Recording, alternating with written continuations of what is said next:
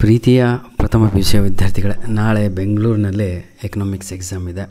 ದಾವಣಗೆರೆ ಡಿಸ್ಟಿಕ್ನಲ್ಲೂ ಕೂಡ ಇದೆ. ಹಾಗಾಗಿ ನಮ್ಮ ಪ್ರಥಮ PUC ವಿದ್ಯಾರ್ಥಿಗಳಿಗೆ ಹೆಲ್ಪ್ ಆಗಲಿ ಅಂತ ದೃಷ್ಟಿಕೋನದಿಂದ ಈ ಒಂದು ಕ್ವಶನ್ ಪೇಪರನ್ನು ಅಪ್ಲೋಡನ್ನು ಮಾಡಿಕೊಡ್ತಾ ಇದ್ದೇನೆ. ಕೆಲವೊಂದು ಡೌಟ್ ಕೂಡ ಇದೆ, ಅದನ್ನು ನಿಮ್ಮ ಜೊತೆ ನಾನು ಡಿಸ್ಕಸ್ ಮಾಡ್ತೇನೆ. ಬನ್ನಿ ಈಗ ಒಂದೊಂದಾಗಿ ಈ ಒಂದು ಪ್ರಥಮ PUC mid term exam October 2025 ಪ್ರಶ್ನೆ ಪತ್ರಿಕೆಯನ್ನು ನಾವೀಗ ನೋಡ್ತಾ ಹೋಗೋಣ. ಚೂಸ್ ದಿ ಕರೆಕ್ಟ್ ಆನ್ಸರ್ಸ್ ಅಂತ ಇದೆ.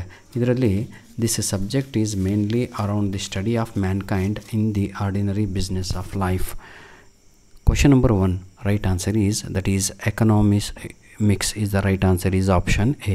Question number 2, the first census after independence was conducted in the year dash ಅಂತ ಇದೆ. 1951 ಸರಿಯಾದ ಉತ್ತರ ಆಪ್ಷನ್ ಸಿ ಆಗಿರುತ್ತೆ. ಆಯಿತಾ, ಭಾಳ ಜನ 1947 ಹಾಕ್ಬಿಡ್ತಾ ಇದ್ದಾರೆ, ಅದು ಯಾಕೆ ಅಂತ ಗೊತ್ತಿಲ್ಲ. ಬನ್ನಿ question number 3, ogives can be help in locating graphically dash ಅಂತ ಇದೆ. ಇದಕ್ಕೆ ಸರಿಯಾದ ಉತ್ತರ ಮೋಡ್ ಅನ್ನುವಂಥದ್ದು ಹಾಕ್ತಾ ಇದ್ದಾರೆ ವಿದ್ಯಾರ್ಥಿಗಳು, ಆದರೆ ಮೀಡಿಯನ್ ಅಂತ ಇದೆ ಅಲ್ವಾ, ಅದೇ ಸರಿಯಾದ ಉತ್ತರ. Question number 3 clear. Question number 4, the low productivity of agriculture sector forced India to import food from dash ಅಂತ ಇದೆ. ಇದಕ್ಕೆ ಸರಿಯಾದ ಉತ್ತರ ಬಂದು USA ಆಗಿರುತ್ತೆ, ಬ್ರಿಟನ್ ಅಲ್ಲ. Option B is the right. NABARD was setup in dash ಅಂತ ಇದೆ. ಎಲ್ಲರಿಗೂ ಕೂಡ ಗೊತ್ತಿರುವ ಹಾಗೆ that is 1982 is the right answer. ಏನಾದರೂ ತಪ್ಪಿದರೆ ಕಮೆಂಟ್ ಮುಖಾಂತರ ವಿದ್ಯಾರ್ಥಿಗಳೇ ಅದನ್ನು ತಿದ್ದಿ.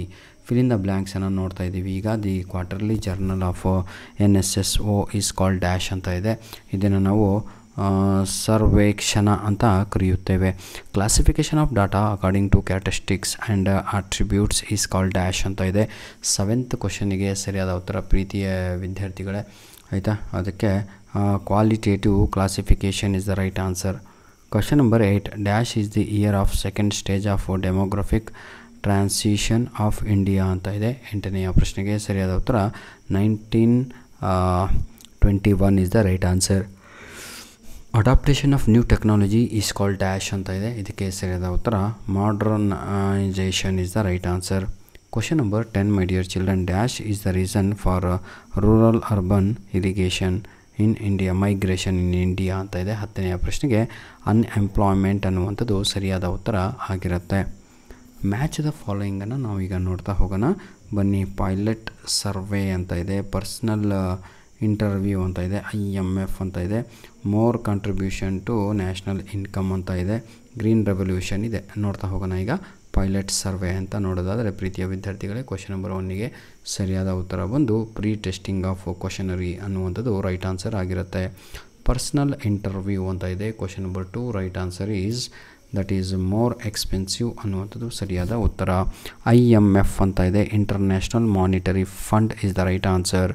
More contribution to national income ಅಂತ ಇದೆ. ಅದಕ್ಕೆ ಸರಿಯಾದ ಉತ್ತರ ಬಂದು ಮಿಲ್ಕ್ ಪ್ರೊಡಕ್ಷನ್ ಅಂತ ನನಗೆ ಅನ್ನಿಸ್ತಾ ಇದೆ, ಆಯಿತಾ. ಗ್ರೀನ್ ರೆವಲ್ಯೂಷನ್ ಅಂತ ಇದೆ. ಅದಕ್ಕೆ ಫುಡ್ ಅನ್ನುವಂಥದ್ದೇ grains production is the right answer. ನೋಡಿ ವಿದ್ಯಾರ್ಥಿಗಳೇ, ನೀವು ಬರೀ ನಾನು ಪಾಸಾಗಬೇಕು ಅಂದರೆ ಇದಿಷ್ಟೇ ಸಾಕು, ನಾನು ಹೇಳ್ತೀನಲ್ವಾ. ಇಲ್ಲ ನಾನು ಔಟ್ ಆಫ್ ಔಟ್ ತೆಗಿಬೇಕು ಅಂತ ಹೇಳಿದರೆ ಈ ವಿಡಿಯೋದ ಡಿಸ್ಕ್ರಿಪ್ಷನ್ ಬಾಕ್ಸಿನ ಕೆಳಗಡೆ ನಿಮಗೆಲ್ಲರಿಗೂ ಕೂಡ ಎಕನಾಮಿಕ್ಸಿನ ಏನಂತೀರ ಒಂದು 3ರಿಂದ 4 ಕ್ವಶನ್ ಪೇಪರ್ಸ್ಗಳನ್ನು ನೀಡಿರ್ತೇನೆ. ಉಪಯೋಗಿಸಿಕೊಂಡು, ಆಯಿತಾ. ಮರ್ತು ಬಿಡಿ ನಮ್ಮನ್ನು. ಹಾಗೆ ಮಾಡ್ತಾ ಇರೋದು ನಮ್ಮ ಪ್ರಥಮ PUC ವಿದ್ಯಾರ್ಥಿಗಳು. ಅಲ್ಲರೂ ಇಷ್ಟೋಕೊಂಡು ನಿಮಗೋಸ್ಕರ ಮಾಡ್ತೀನಿ, ಒಂದು ಕ್ವಶನ್ ಪೇಪರ್ ಎಕ್ಸಾಮ್ ಆದಮೇಲೆ ಕಳಿಸಲ್ಲ ಅಂದರೆ ನಿಮಗೆ ಎಷ್ಟು ಸ್ವಾರ್ಥ ತುಂಬಿರಬೇಕಲ್ವ. ಬೈಯಲ್ಲ ನಾನು ಯಾರಿಗೂ. ಬನ್ನಿ. Answer the following questions in a sentence. Give the meaning of statistics ಅಂತ ಇದೆ. ಹಾಗಿದ್ರೆ ಸ್ಟ್ಯಾಟಿಸ್ಟಿಕ್ಸ್ ಅಂದರೆ ಏನು? It is a branch of mathematics, ಎಲ್ಲರಿಗೂ ಕೂಡ ಗೊತ್ತು. Dealing with the collective analysis, ಹೌದಲ್ವಾ, organisation of data. Question number 13, what do you mean by frequency polygon ಅಂತ ಇದೆ.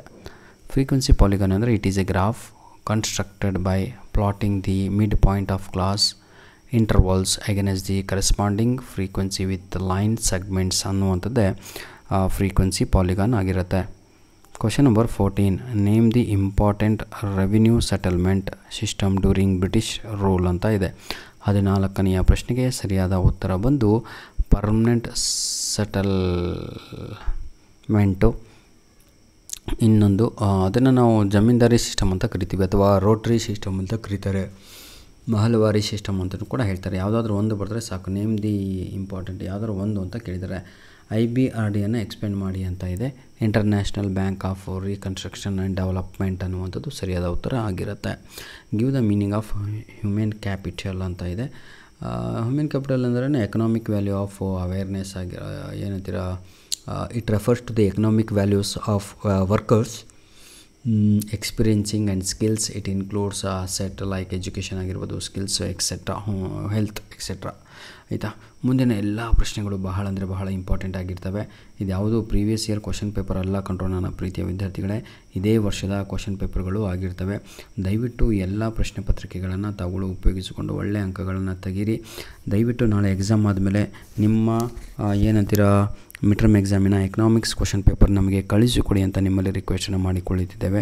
ಧನ್ಯವಾದಗಳು. All the best. ಚೆನ್ನಾಗಿ ಓದಿ, ಚೆನ್ನಾಗಿ ಬರೆದು ಒಳ್ಳೆಯವರಾಗಿ ಅಂತ ಹೇಳ್ತಾ ವಿಡಿಯೋವನ್ನು ಇಲ್ಲಿಗೆ ಮುಗಿಸ್ತಾ ಇದ್ದೇನೆ.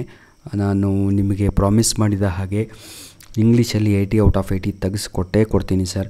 ಯಾರ್ದೆಲ್ಲ ಎಕ್ಸಾಮ್ ಆಗಿಲ್ವೋ ಅಂಥ ವಿದ್ಯಾರ್ಥಿಗಳು ಇದೇ ವಿಡಿಯೋದಲ್ಲಿ ಡಿಸ್ಕ್ರಿಪ್ಷನ್ ಬಾಕ್ಸಿನ ಕೆಳಗಡೆ ನಿಮಗೆಲ್ಲರಿಗೂ ಕೂಡ ಏನಂತೀರ ತಾವುಗಳು ನಿಮ್ಮೆಲ್ಲರಿಗೂ ಕೂಡ ನಿಮ್ಮ ಇಂಗ್ಲೀಷ್ ಸಬ್ಜೆಕ್ಟಿಗೆ ಬೇಕಾಗಿರುವಂತಹ ಎಕ್ಸಾಮಿಗೆ ಬರುವ ಎಲ್ಲ ಲಿಂಕ್ಸ್ಗಳನ್ನು ಎಂತಹ ಲಿಂಕ್ಸ್ ಅಂತ ಹೇಳಿದರೆ ಆಯಿತಾ, ಎಂತಹ ಲಿಂಕ್ಸು ಅಂತ ಹೇಳಿದರೆ ಏನಂತೀರ ತಾವುಗಳು ನಿಮ್ಮ ಎಂಥ ಲಿಂಕ್ಸು ಸರ್, ಅದನ್ನು ಗ್ರಾಮರಿನ ಲಿಂಕ್ಸ್ಗಳನ್ನು ನೀಡಿರ್ತೇನೆ. ಅದನ್ನು ಉಪಯೋಗಿಸ್ಕೊಂಡು ಕಲಿತು ಎಕ್ಸಾಮಿಗೆ ಹೋದರೆ ಔಟ್ ಆಫ್ ಔಟ್ ತೆಗಿತೀರಾ. ಧನ್ಯವಾದಗಳು. ಸದಾ ಸಂತೋಷವಾಗಿರಿ. ದಯವಿಟ್ಟು ಒಂದು ಲೈಕು ಹಾಗೂ ಕಮೆಂಟನ್ನು ಕೊಡೋದು ಮರೆಯಬೇಡಿ ಅಂತ ಹೇಳ್ತಾ ವಿಡಿಯೋನ ಮುಗಿಸ್ತಾ ಇದ್ದೇನೆ. ಧನ್ಯವಾದಗಳು.